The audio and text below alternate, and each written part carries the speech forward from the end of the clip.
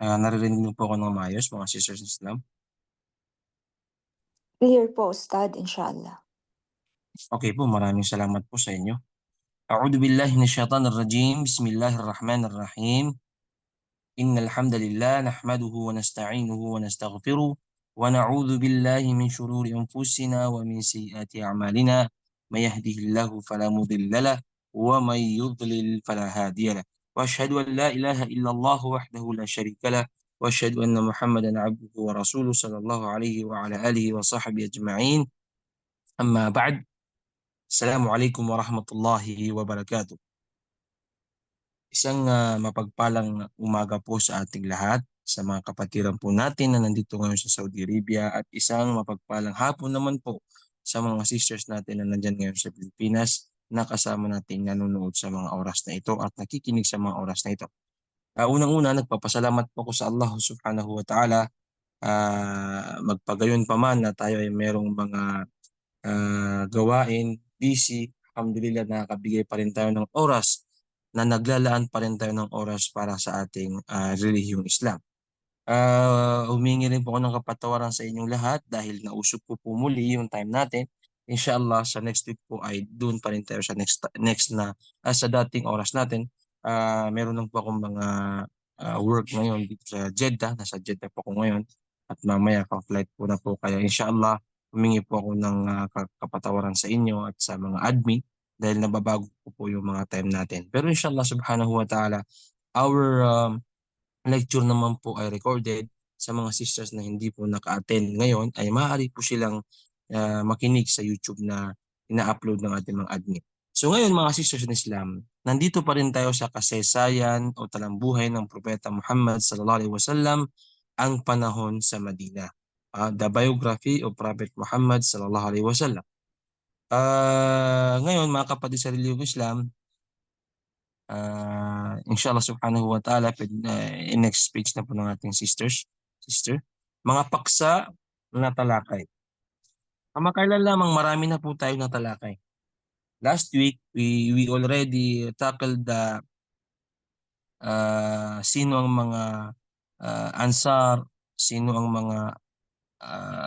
pinuno ng mga Ansar, sino ang mga Muhajirun, ano yung pagkaibahan ng Ansar at Muhajirun, paano nakitungo si Muhammad sa mga Ansar, paano nakitungo si Muhammad sa mga Muhajirun, bakit mahalaga ang pagbuo ng isang komunidad ng mga Muslim. So na-discuss na po natin yan, alhamdulillah, mga sisters in Islam. So dapat bago pa natin mas lawakan yung mga paksa natin patungkol sa tinatawag na Madina period, ay dapat alam na natin yung mga asasiya o kaya yung tinatawag na mga main topic sa paglipat ng Propeta Muhammad sallallahu alaihi wasallam sa Madina. Sino yung mga taga Madina, sino yung mga lumipat ng Madina, ano yung dahilan kung bakit lumipat ang Propeta Muhammad sallallahu alaihi wasallam sa Madina. So dapat alam po natin iyan, mga sisters in Islam. Okay? Next page po natin, mga sisters. Okay, isa pa. Pang-5 kabanata na po tayo, alhamdulillah. Okay. Ngayon mga kapatid sa relihiyong Islam,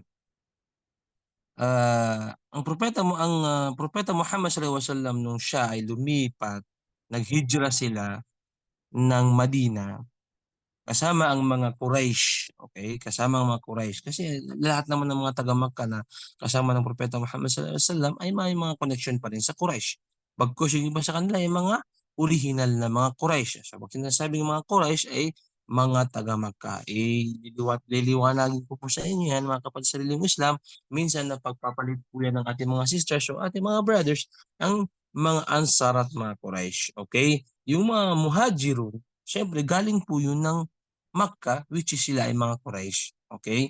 So ang Ansar ay mga lokal na mga taga Madina, sila yung mga original na mga taga Madina o mga tribong nakatira sa Madina. Ang mga Quraysh naman, tandaan po natin, sila yung mga Muhajirun na kasama ng Propeta Muhammad sallallahu alaihi wasallam. So tinangka ng mga Qurashi na ibalik ang imahe ng tribong Qurashi. So mga kapatid, alam naman natin na hindi pa nagiging propeta ang Muhammad sallallahu alaihi wasallam, ay sikat na po ang tribong Quraysh. Naririnig na po yan sa lahat ng mga peninsula ng Arab Peninsula, sa lahat ng mga karatig bayan, kahit saan dito sa hindi pa napapangalan ng Saudi Arabia, ay naririnig na po ang tinatawag na mga Quraysh. Sikat na po sila. Alam na ng karamihan sa mga Arab na tribo na sila ay mayroong kakayanan, sila ay malaking pamilya, sila ay malaking mga angkan, sila ay may mga pera, sila ay may mga posisyon. So alam na po yan, sikat na po yan yung panahon na hindi pa nagiging propeta ang Muhammad sallallahu alaihi wasallam. So meron din mga tribo na nabanggit natin kanina, meron ding mga tribo sa Madina. Aus, Khazraj, Juhayna, Muzaina, at marami pang iba na mga tribo na nabanggit natin. Pero sikat na po, kilala na po ang mga Quraysh.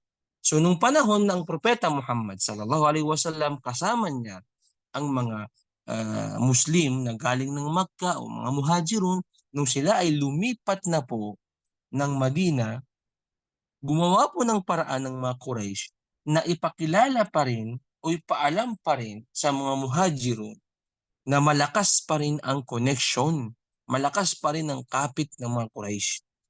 Dahil hindi pa nakakalipat, ang propeta Muhammad sallallahu alaihi wasallam kasama niya mga Muslim, meron pa rin connection ng mga Quraysh sa mga Ansar.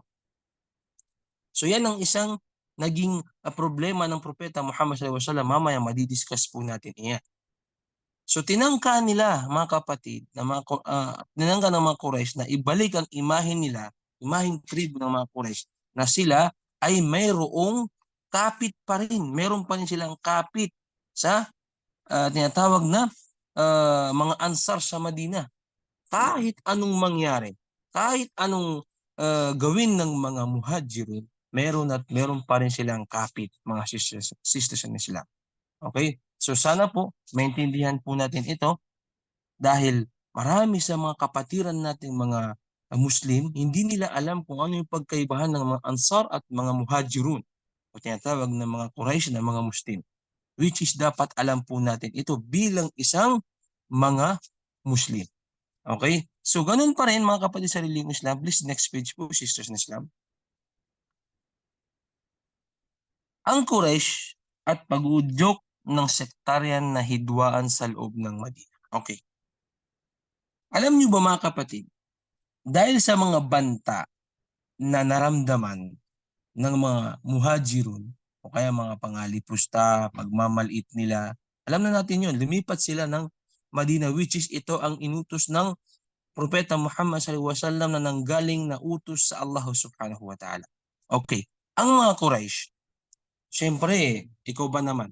Kayo yung mga leader, karamihan mga leader sa Makkatul Mukarrama. Sila ang tinaguriang mayroong isang malaking mga pamilya ng mga Arabo. Okay? Nung time na yon, iniwan sila ng mga Muslim sa Makkah. So ang mga Quraysh, kailangan nilang gumawa ng paraan para sirain yun.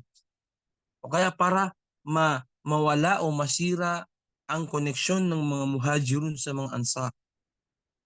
So ang mga Quraysh, nag-udyok sila o gumawa sila ng paraan para magkaroon ng sektaryan na hidwaan sa loob ng Madina. Ano ba ibig sabihin nun mga kapatid? Mamaya madidiscuss natin yan. Ang Quraysh, partikular na ang kanilang mga pinuno sa Makkah ay may malaking papel sa pag-uudyok sa kaguluhan at sektaryan na hidwaan sa loob ng Madina noong unang panahon ng Islam. Okay. Kaligirang pangkasaysayan. Bago ang hijra, bago po lumipat. Pag tinatawag na hijra, tandaan po natin ito ha. Pag sinawag na hijra, ito yung panahon na lumipat na po ang propeta Muhammad sallallahu alaihi wasallam, kasama niya ang mga Muhajirun, ng mga Quraysh, na mga Muslim. Ang Madina ay tahanan ng iba't ibang tribo kabilang Aus, Khazraj, Juhayna, Muzaina, Kainuka, na madalas nag-aaway o mag-away, at ganun din ang mga tribong Hudyo na naninirahan sa lungsod. Okay, meron tayong mga nabanggit na mga tribong mga Hudyo sa Madina. Ngunit nang dumating si Propeta Muhammad sallallahu alaihi wasallam sa Madina ay nagkaroon ng kapayapaan sa mga tribong ito sa pamamagitan ng mga batas na ginawa ni Propeta Muhammad sallallahu alaihi wasallam. So ito ay isang pinakamalaking kasaysayan na hindi natin pwedeng itanggi, mga kapatid, na noong unang panahon sa Madina, nung hindi pa lumilipat ang Propeta Muhammad sallallahu alaihi wasallam, meron na pong mga hidwaan. Okay, meron na pong mga gulo, meron na pong mga away na nangyayari sa mga bawat tribo. Ngunit dahil sa propeta Muhammad sallallahu alaihi wasallam, nagkaroon po sila ng pagkakataon para magkaroon ng peace, tinatawag na peace, or tinatawag na pagkakaisa o peace. Sabi na natin, kumbaga sa mga hidwaan ay nagkaroon ng pagtigil sa mga gulo o away-away. So yan ay isa sa mga tinatawag na malaking gantimpala ng Allah subhanahu wa ta'ala sa mga taga Madina at ganun din sa mga muhajirun. Dahil ang mga muhajirun, alam naman natin na bago pa sila lumipat, isa sa dahilan ng kanilang paglipat ay yung mga takot na nararamdaman nila. Yung mga takot na nararamdaman nila sa Makkatul Mukarrama, sa mga leader ng Quraysh, mga pang-alipusta ng mga Quraysh, pagmamaliit ng mga Quraysh. Kung ating iisipin, isa yan sa mga dahilan, mga kapatid, sa reliyong Islam na gantimpala sa kanila ng Allah sa mga taga Madina at ganun din sa mga Muslim na galing ng Makkah. Bakit? Dahil nung sila ay lumipat, nagkaroon sila ng tinatawag na kalayaan o peace of mind sa kanilang mga sarili. Dahil nung nasa Makkah yung mga muhajirun, mga Muslim na galing ng Makkah, wala silang tinatawag na kalayaan. Pero nung nasa Madina na sila, alhamdulillah, nagkaroon sila ng tinatawag na kalayaan. Ganun din ang mga taga Madina. Dahil nung panahon na hindi pa lumilipat ang propeta, meron na pala silang mga hidwaan, away, gulo, may mga problema na pala sila. So nung alhamdulillah, nung sila ay lumipat, nagkaroon ng isang tinatawag na batas ng Islam, which is ito ang ginawa ng propeta Muhammad sallallahu alaihi wasallam. Next page po, sister. Paglaban ng Quraysh. Okay, paano po ba nakipaglaban ng Quraysh? Nung panahon na hindi pa lumilipat ang propeta Muhammad sallallahu alaihi wasallam, lagi nilang minamaliit ang mga Muslim, pati ang propeta Muhammad sallallahu alaihi wasallam. Nakwento po natin 'yon. Paano nila minamaliit ang propeta pati ang mga Muslim. Pero nung lumipat na sila, hindi pa sila nagkaroon ng tinatawag na mga gazawat o mga tinatawag na mga war o mga gulo o pagdidigma, wala pa. Ang mga Quraysh ng Makkah ay labis na nabahala at natakot sa lumalaking komunidad ng mga Muslim sa Madina. Siyempre galing silang Makkah, kunti pa lamang sila nun, bilang-bilang. Pero nung panahon na sila ay lumipat ng Madina, lumaki yung kanilang komunidad. Bakit? Dahil napasama sa kanilang iba't ibang tribo ng Madina, kasama ng Aus at Khazraj. At meron pang mga ibang mga tribo na magpagayon pa man na hindi sila pumasok lahat sa Islam, ngunit karamihan din sa kanila ay pumasok ng Islam. So lumalaki yung komunidad ng Muslim sa Madina, which is napakaliit na mga Muslim nung sila ay galing ng Makkah. So nababahala ang mga Quraysh. Nababahala sila na baka dumating yung panahon na ang mga Muslim sa Madina ay magkaisa at lumusob sila sa Makkah. So merong mga agam-agam sa kanilang mga sarili na dapat nilang mapuksa o dapat nilang masira ang komunidad na binubuo ng propeta Muhammad sallallahu alaihi wasallam sa Madina. Dahil ito ay nagiging banta sa kanila o nagiging isang delikadong bagay sa kanila na pag dumating yung panahon na maisipan ng propeta Muhammad sallallahu alaihi wasallam na makipagdigma, ay baka maaaring matalo ang mga Quraysh sa Makkatul Mukarram. Okay. Nang lumipat ang propeta at mga Muslim sa Madina, nagsimula ang mga Quraysh na subukang guluhin ang kanilang mga kalagayan sa pamamagitan ng, okay, una, yung mga Quraysh, dati ang ginagawa nila, minamalit nila ang propeta, inaalipusta nila ang mga Muslim, kung ano-ano yung mga ginagawa nila, yung iba pa nga, nasaktan nila yung mga Muslim. Ngayon, meron na naman sila mga paraan, ito ay tinatawag na mga Ghazwa Fikriya. Pag tinatawag na Ghazwa Fikriya, sila ay nakikipagdigma pero hindi sa uh, kundi sa pakikipagpatayan. Bagkus sila ay digmaan sa pamamagitan ng pagsira sa mga kaisipan ng mga tao o tinatawag na kaisipan ng mga Muslim o kaisipan ng mga taga-Madina. So unang-unang ginawa ng mga Quraysh ay pagpapalalim ng mga panloob na hidwaan o sectarian na hidwaan. Alam na ng mga Quraysh noon pa man na mayroon ng mga hidwaan ng mga tribo sa Madina. Aus, Khazraj, Muzayna, Juhayna, ang Kainuqa. Meron na silang mga tinatawag na mga hidwaan. So naisip ng mga Quraysh na bakit natin hindi palalimin o mas palakihin ang gulo ng mga taga Madina para madamay ang mga Quraysh na mga Muslim na galing ng Makkah. So yan na isa sa kanilang mga plano. Pinalalim nila, meron silang mga pinadalang mga tao na pinapasok ng Madina na kunwaring mga Muslim o mga munafiqun. Mamaya madidiscuss natin yan. Meron yung mga kasama sa mga plano nila. Kinausap nila yung mga leader ng mga Hudyo, yung mga leader ng mga ibang mga Muslim ng Aus at Khazraj na baka lumaki yung gulo o kaya ay gumagawa sila ng paraan para sirain yung mga iba't ibang tribo at magkaroon ng isang mas malaking sektaryan na hidwaan para sa kanila. Ano yung hadap? Ano yung goal ng mga Quraysh? Para masira yung plano ng propeta Muhammad sallallahu alaihi wasallam na palakihin o maggumawa ng isang Muslim na komunidad.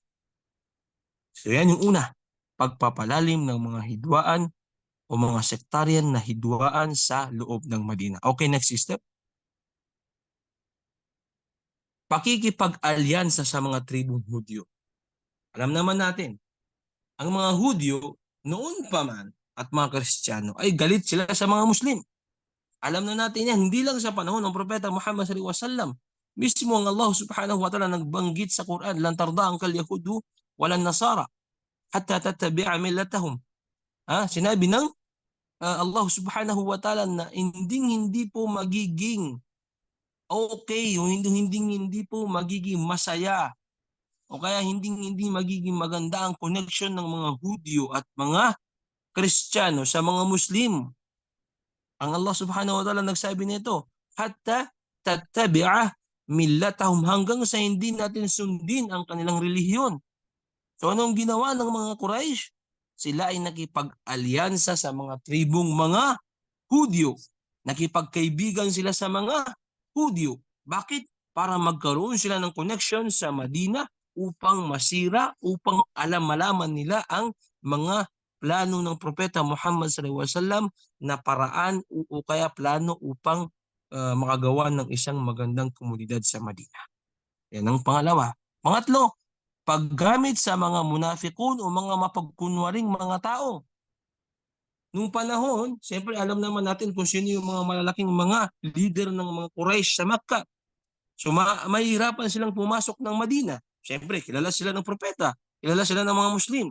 So nagkaroon sila ng mga tinatawag na mga spy o kaya ay mga munafikun o kunwaring mga Muslim. Okay, ngayon, ikaw ay mag-Muslim, pumasok ka ng Madina, makipagsama ka o makipag-alyansa ka kay Propeta Muhammad sallallahu alaihi wasallam sa mga Quraysh, na mga Muslim, sa mga Ansar, pero gumawa ka ng paraan para masila ang kanilang koneksyon. Ginamit na yung mga munafikun at nabanggit sa tarikh na sila pa ay binabayaran ng mga Quraysh. Okay, mag-Muslim kayo, pumasok kayo dun.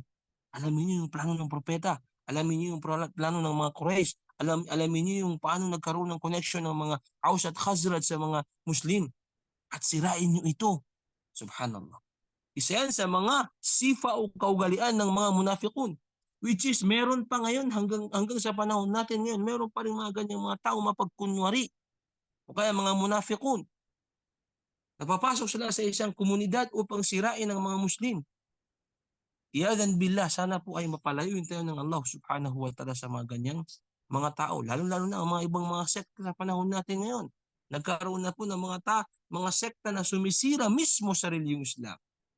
Okay, siguro kilala nyo o alam nyo ang mga tinatawag ng mga Shia. Sinasabi nila na sila ay mga totoong Muslim. Pero mga kapatid, kaya na po ang nakakalaman ng kwento nila. So paano natin sasabihin na sila ay nasa tamang landas o sila ay mga Muslim? So dapat pag-isipan po natin yan. Pang-apat, panggigipit sa ekonomiya at militar. Naglungsad din sila ng ilang kapangyarihang militar. Madi-discuss po natin ito sa mga susunod na kabanata. Tulad ng labanan sa Badr, tulad ng labanan sa Uhud. Ang mga Quraysh, gumawa sila ng paraan para magkaroon ng mga gazawat o mga labanan. So ano ang ginawa ng mga Quraysh? Kasi nung panahon na gumagawa pa lamang ng puwersa o komunidad, si Propeta Muhammad sallallahu alaihi wasallam gumawa ng paraan ng mga Quraysh na nagipitin ang ekonomiya ng mga Muslim sa Madina. Ano yung mga ginawa nilang mga paraan? Yung mga ngalakal ng Madina, ayaw nilang papuntahin sa Makkah. Yung mga ngalakal na gustong dumaan sa Makkah para lamang pumunta sa ibang lugar, kinlose nila ito para matigil ang kanilang mga ekonomiya o kanilang mga pangkabuhayan. So nagkaroon din sila ng mga tawag na mga militar o kaya mga security ng kanilang mga boundary para hindi makapasok ang mga taga Madina. So ganun din yung mga galing ng mga Muslim na galing ng Makkah, ng Makkah na pumunta ng Madina.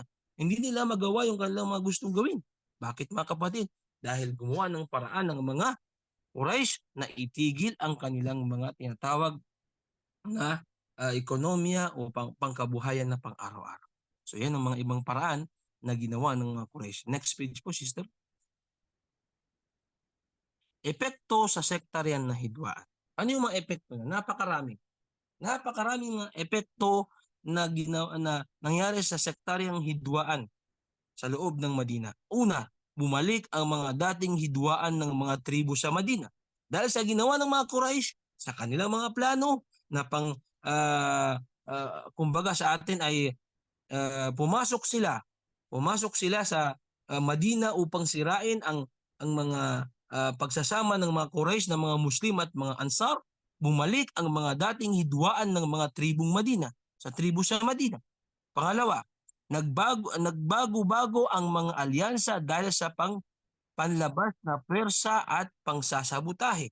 Okay, sinabi ko nga sa inyo, ginamit ng mga Quraysh yung mga munafiqun o yung mga tao mapagkunwari, pumasok sila sa Madina, ginamit itong paraan upang magkaroon ng alitan yung mga tribo muli at yung mga alyansa ng Propeta Muhammad sallallahu alaihi wasallam nagkaroon ng doubt. Sila ay nagkaroon ng doubt sa mga Muslim na galing ng Makkah. So ano nangyari? Nagkaroon ng pabago-bago na alyansa o nagkaroon ng sabutahe sa mga plano ng Propeta Muhammad sallallahu alaihi wasallam. Pangatlo, nasira ang tiwala ng ibang mga tribo kaalyansa ni Propeta Muhammad sallallahu alaihi wasallam. Siyempre, dahil sa mga munafiqun, ano yung nangyari? Maganda yung tiwala nila sa Propeta Muhammad sallallahu alaihi wasallam at saka sa mga Muslim. Ang Aus, ang Khazraj, ibang mga tribo. Ngunit dahil sa mga munafiqun at plano ng mga Quraysh, ano nangyari mga kapatid? Nasira ang tiwala ng ibang mga tribo o kaalyansa ng Propeta Muhammad sallallahu alaihi wasallam. Pang-apat, nagkaroon ng mahabang oras upang makabuo ang Propeta Muhammad sallallahu alaihi wasallam ng isang Muslim na komunidad. Medyo nadagdagan yung oras niya dahil yung plano niya ay ayusin yung mga hidwaan sa Madina, ngunit ang mga Quraysh naman ay pumasok ng Madina upang sirain yung plano ng Propeta Muhammad sallallahu alaihi wasallam. So imbis halimbawa na maging 1 taon, 2 taon, 3 taon na mapabilis yung komunidad ng mga Muslim, nadagdagan po ito ng oras. Pero alhamdulillah, pumasa pa rin po ito hanggang ngayon sa panahon ngayon. Tingnan nyo ang Madina, lahat ng tao dyan ay mga Muslim. Ganun din sa Makkah.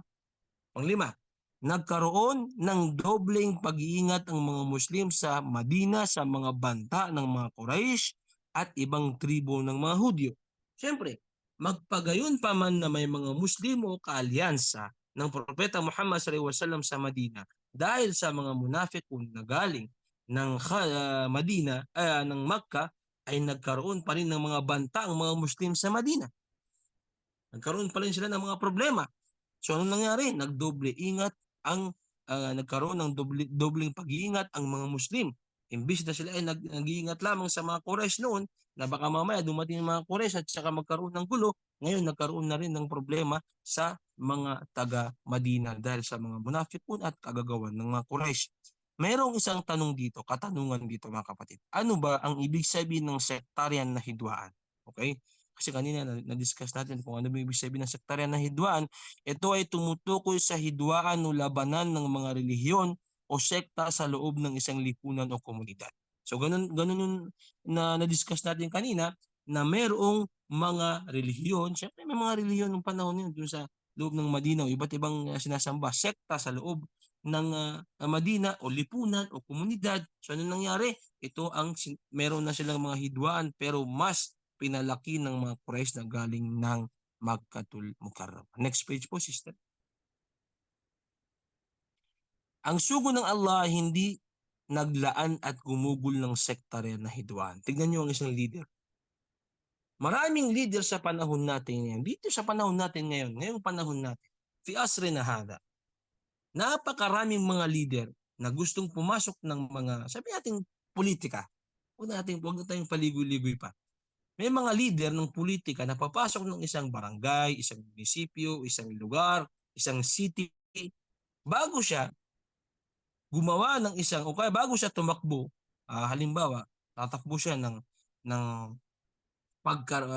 pagka-mayor, pagka-presidente, ngayon nagagamit pa rin yung tinatawag na paggugol o kaya sirain ang mga sektaryan na hidwa. So, ang isang politician, kukuha siya ng mga kakampi niya doon sa lugar, dahil alam niya mayroong mga tao na hindi kakampi sa kanya. So, ganun yung ginagawa ng mga politician sa panahon natin ngayon. Ganun din sa mga sinaunang leader noon. Pero ang Propeta Muhammad SAW ay hindi nagpalaganap ng sektaryan na hidwaan. Sa halip, isa sa kanyang pangunahing misyon ay ang pagkakaisa, kapayapaan at kabila ng pagkakaiba ng lipunan.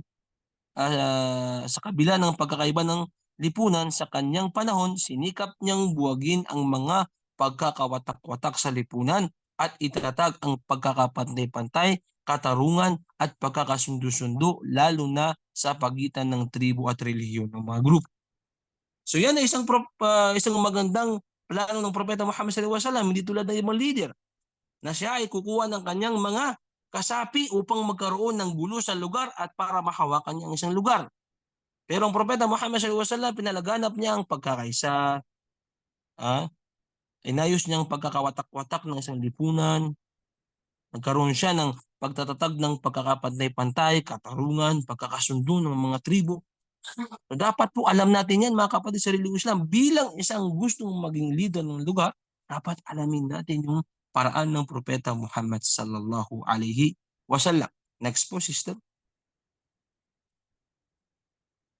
Mga hakbang ni Propeta Muhammad sallallahu alaihi wasallam laban sa sektaryan na hidwaan. Siyempre, nabanggit ko na sa inyo kanina, nagkaroon na ng mas malaking hidwaan dahil sa mga munafiqun o mga mapupunwaring tao na inutusan ng mga Quraysh na pumasok ng Madina, nagkaroon na naman ng hidwaan siyempre sa Madina. Sa Aus, Khazraj, nagkaroon sila ng mga gulo, ganun din sa tinatawag na mga ibang tribo, mga Hudyo. So ano yung mga ginawa ng Propeta Muhammad sallallahu alaihi wasallam? Una, pagtatatag ng konstitusyon ng Madina.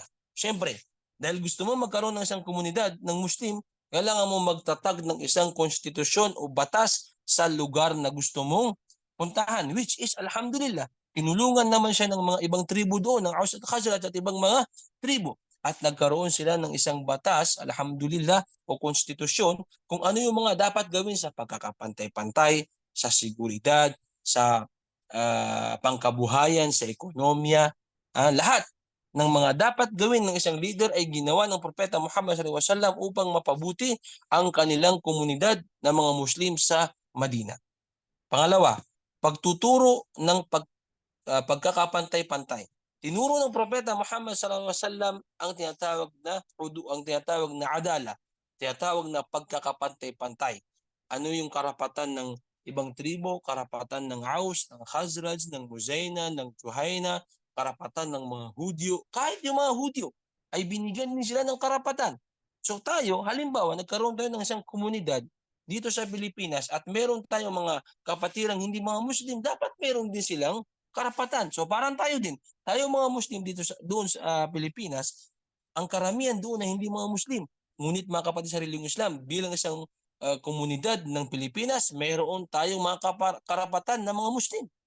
So, isa yan sa ginawa ng Propeta Muhammad sallallahu alaihi wasallam na nagkaroon siya ng pagkakapantay-pantay o mga batas sa lahat ng mga tao. Hindi lang ikaw ay Hudyo, hindi lang ikaw ay Kristiyano, hindi lang ikaw ay Muslim, bagkus para sa lahat ng mga tao o komunidad sa lugar ng Madina. Pangapat, pagharap sa mga munafikun o mga mapagkunwari. Paano ba ito hinarap? Hinarap ng Propeta Muhammad sallallahu alaihi wasallam. Yung iba sa kanila ay kinausap ng Propeta Muhammad sallallahu alaihi wasallam nung nalaman, yung iba naman sa kanila ay pinalayas sa Madina. Alhamdulillah, yung iba naman ng mga munafik ay bumalik din sa Islam. Na-discuss sa kanila ng Allah ng Propeta Muhammad sallallahu alaihi wasallam kung ano yung mga dapat isang pinakamalaking kasalanan ay yung mga munafik. So yung iba sa kanila nagbago, yung iba naman sa kanila ay kinausap ng propeta na lumayas na lang sa Madina, yung iba naman sa kanila ay binuko ng pinalayas ng mga tinatawag na mga Muslim sa o kaya mga tribo na galing ng Madina. So meron silang mga ginawang paraan, may mga ginawang paraan ng propeta Muhammad sallallahu alaihi wasallam. Pangapat, pagpapanatili ng kapayapaan sa kabila ng mga away. Meron ng mga gulo, meron ng mga hidwaan, ang mga sektarya o mga iba't ibang tinatawag na mga tribo. Alam na yun ng Propeta Muhammad sallallahu alaihi wasallam. Hindi po lilipat yan ng Propeta Muhammad sallallahu alaihi wasallam kung hindi niya alam na meron ng mga gulo sa panahon niyan. Ngunit alhamdulillah, ang Propeta Muhammad sallallahu alaihi wasallam ay nagkaroon siya ng mga plano para mapanatili ang kapayapaan sa kabila ng mga away o gulo na nangyari sa Madina. Dahil ang kanyang plano ay magkaroon ng isang matatag na komunidad ng mga Muslim.